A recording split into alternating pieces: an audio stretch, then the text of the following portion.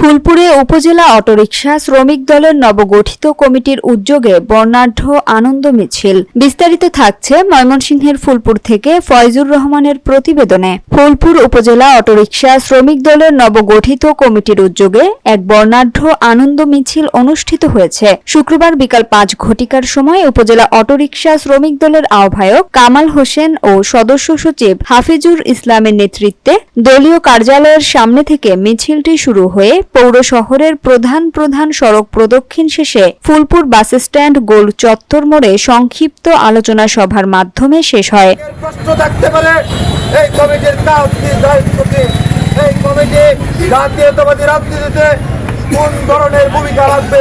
ভাই বন্ধুগণ, উক্ত আনন্দ মিছিলে ও আলোচনা সভায় প্রধান অতিথি হিসেবে উপস্থিত ছিলেন উপজেলা যুবদল নেতা AKM আরিফুল হক। প্রধান বক্তা হিসেবে উপস্থিত ছিলেন ময়মনসিংহ উত্তর জেলা যুবদলের সদস্য যুবনেতা ওয়াহিদুজ্জামান মিঠুন। অন্যান্যের মধ্যে আরও উপস্থিত ছিলেন উপজেলা শ্রমিক দলের আহ্বায়ক মোহাম্মদ আজিজুল ইসলাম আজিজ, সদস্য সচিব সাদ্দাম হোসেন, যুগ্ম আহ্বায়ক শাহিনুজ্জামান, ফুলপুর সরকারি ডিগ্রি কলেজ ছাত্রদলের সাবেক আহ্বায়ক মিজানুর রহমান হীরাসহ বাংলাদেশ জাতীয়তাবাদী দল, যুবদল, শ্রমিক দল সহ বিভিন্ন সংগঠনের নেতৃবৃন্দ উপস্থিত ছিলেন। অতিথিবৃন্দ তাদের বক্তব্যে বলেন, বিগত সময়ে শ্রমিক লীগ আমাদের অটোরিকশা চালক ভাইদের ঘাম ঝরানো টাকা থেকেও চাঁদা নিয়েছে।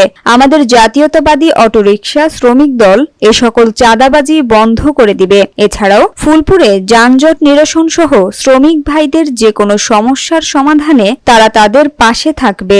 বিগত আওয়ামী ফ্যাসিস্ট সরকারের সহযোগী সংগঠন শ্রমিক লীগ দ্বারা যেমনিভাবে আমাদের শ্রমিক ভাইয়েরা নির্যাতিত এবং নিপীড়িত হয়েছে, আমরা বলতে পারি ভবিষ্যতে আমাদের কোনো শ্রমিক ভাই আর এরকম নির্যাতিত হবে না।